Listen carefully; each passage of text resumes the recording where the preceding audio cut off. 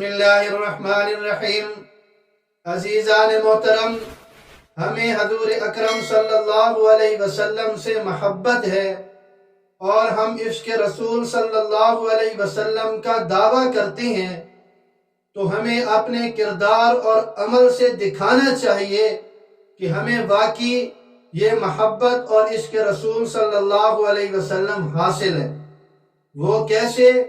کہ اس محبت کے تقاضوں کو پورا کرنا چاہیے۔ تو آئیے ذرا صحابہ کرام رضوان اللہ تعالی علیہ مجمعین کی خدمت میں چلتے ہیں اور ان صحابہ کرام رضوان اللہ تعالی علیہ مجمعین کی حضور اکرم صلی اللہ علیہ وسلم سے والہانہ محبت کا تذکرہ کرتے ہیں، اور پھر اس محبت کے تقاضے حضور اکرم صلی اللہ علیہ وسلم نے کیا بیان فرمائے، ان تقاضوں کی روشنی میں اپنے کردار کو پرکھنے کی کوشش کرتے ہیں، اپنے کردار کو جانچنے کی کوشش کرتے ہیں۔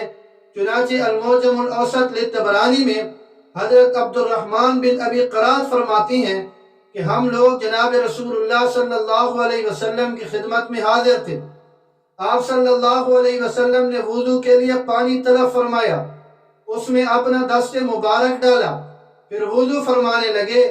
ہم لوگ آپ صلی اللہ علیہ وسلم کے وضو کا پانی جو آپ صلی اللہ علیہ وسلم کے بدن سے مس ہو کر گر رہا تھا، ہم اسے اپنے چلو میں لے کر پینے لگے اور اپنے بدن پر، اپنے چہرے پر اس کو ملنے لگے۔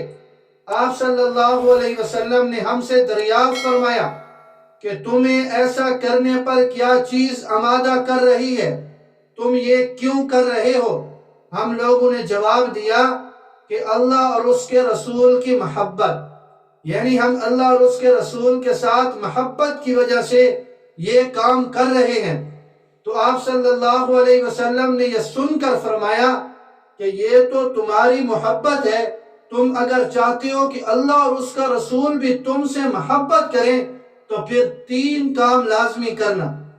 نمبر 1، جب تمہارے پاس امانت رکھوائی جائے تو طلب کرنے پر اسے پورا ادا کرو۔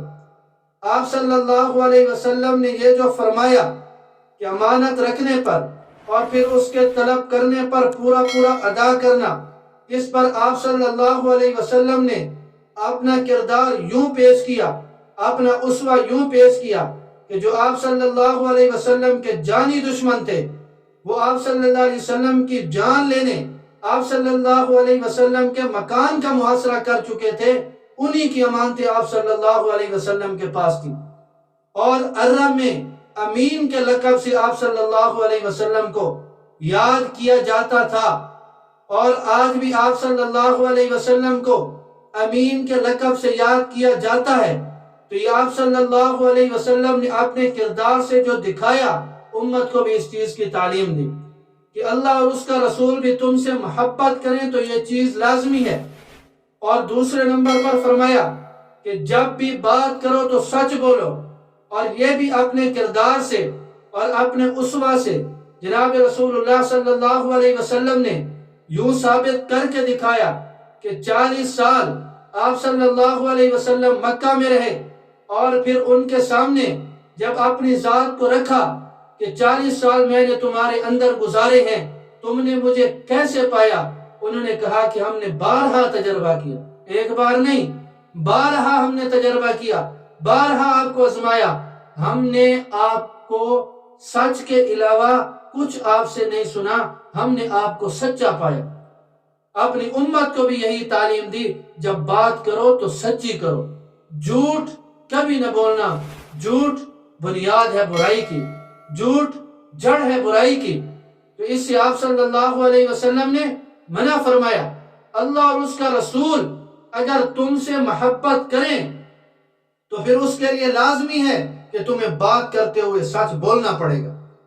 اور تیسرے نمبر پر فرمایا کہ اللہ اور اس کا رسول اگر تم سے محبت کریں تو پھر اپنے پڑوسیوں کے ساتھ حسن سلوک سے پیش آؤ۔ یہ ہیں اس محبت کے تقاضے۔ تو آئیے ان تقاضوں کی روشنی میں اپنے آپ کو دیکھیں کہ ہم اس پر کتنا عمل کر رہے ہیں۔ کیا ہم امانت اس کے جو رکھوانے والا ہے اس تک صحیح طریقے سے پہنچا رہے ہیں؟ کیا جب ہم بات کرتے ہیں تو ہم سچ بولتے ہیں؟ زندگی میں ہم نے کبھی جھوٹ نہیں بولا؟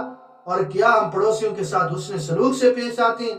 اگر یہ 3 باتیں اس امت کے اندر آ جائیں، حضور اکرم صلی اللہ علیہ وسلم کی یہ تعلیم اگر پوری امت آپ صلی اللہ علیہ وسلم کی اس پر عمل کرنے لگ جائے تو ہمارے معاشرے سدھر سکتے ہیں، ہمارا معاشرہ سنور سکتا ہے، ہماری دنیا بھی بن سکتی ہے، ہماری آخرت بھی بن سکتی ہے۔ تو یہ ربیع الاول کا تقاضا ہے، آپ صلی اللہ علیہ وسلم سے محبت کا تقاضا ہے کہ جو تعلیم آپ صلی اللہ علیہ وسلم کی ہے اس پر عمل کیا جائے۔ اللہ مجھے اور آپ سب کو دین کی سمجھ نصیب فرمائے۔